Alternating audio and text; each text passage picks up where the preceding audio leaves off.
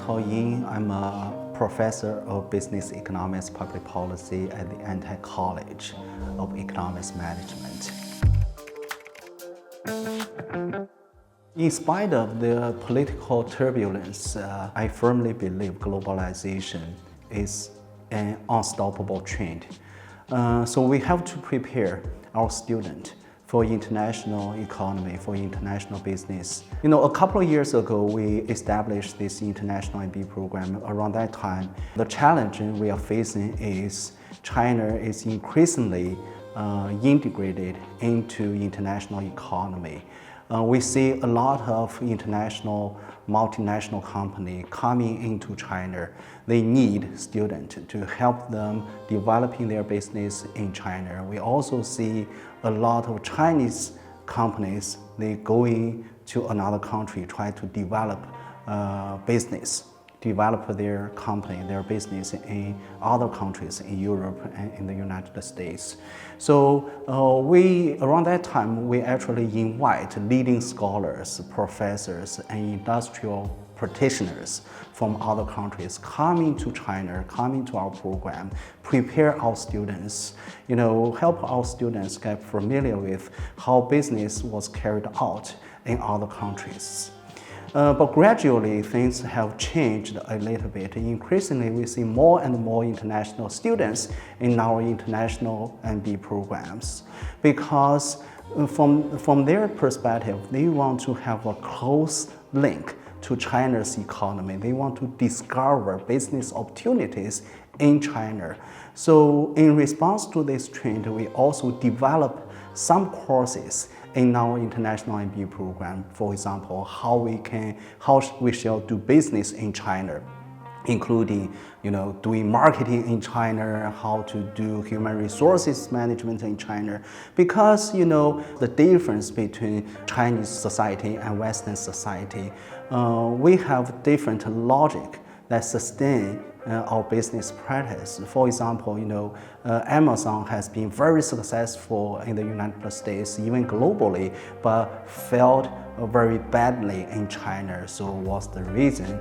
And in terms of human management, in China, the employee turnover rate is very high. It's much higher than Western society. How to manage this?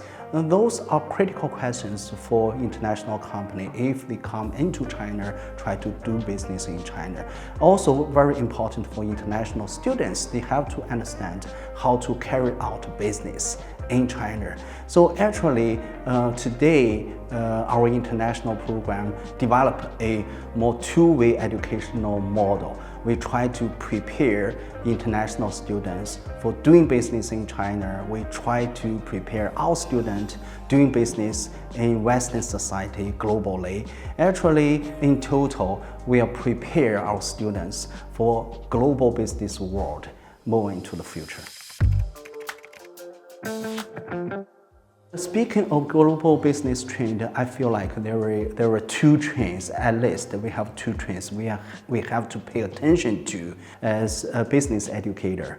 One trend is nowadays we see the speed of technological innovation is unprecedented. So every day we see new technology coming out of the lab, coming out of university, coming out a corporate lab even. So this new development technology require innovation on business model. And we have to respond to this new trend.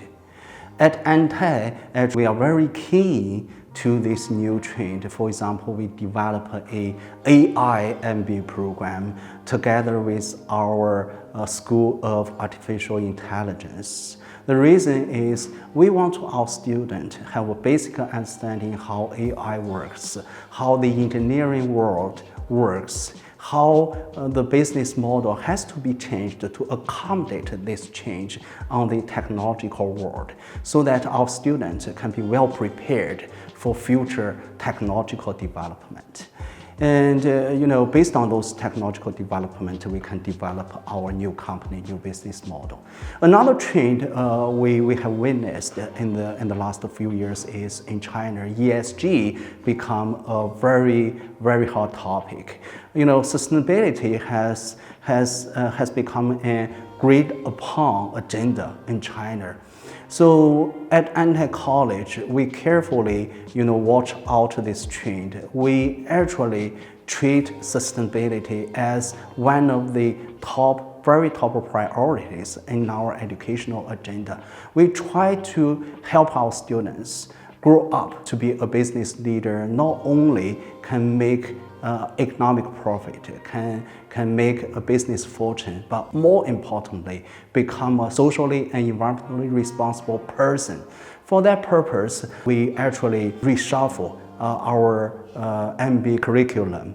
So when we do this, we don't treat ESG or sustainable development as a standalone topic. What we do is we try to restructure our teaching in traditional courses. For example, in marketing courses, we talk about how to develop a new market strategy to respond to this sustainable trend.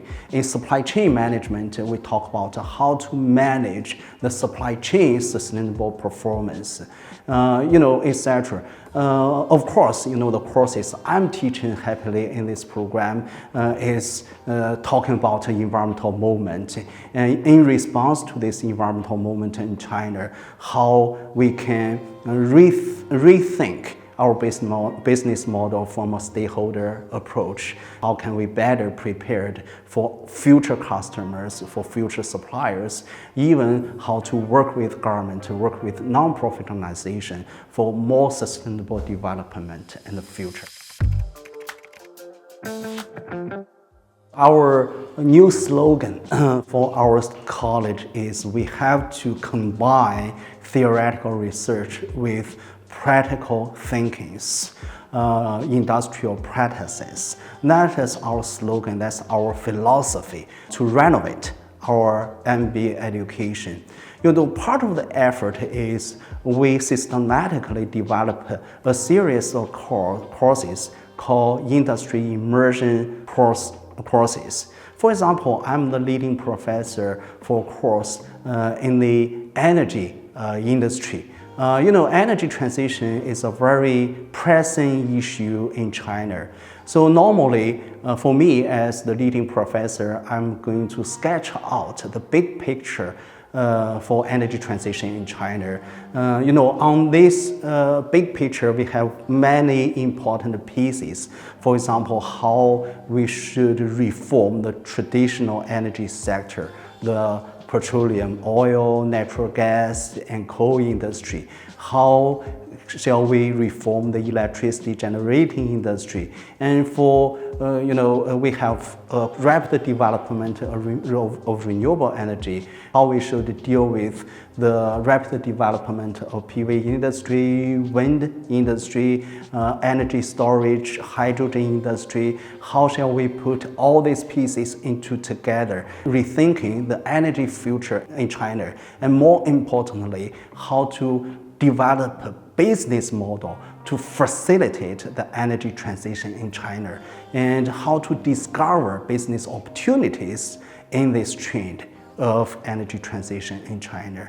Actually, we often propose a scenario or real case study, and having students from different backgrounds, from traditional energy sector, from the energy storage sector, from the EV, electric car industry, they work together, try to come up with a coherent solution, a particular scenario. That's what we do to prepare our students for industry practice, to get into the real business world.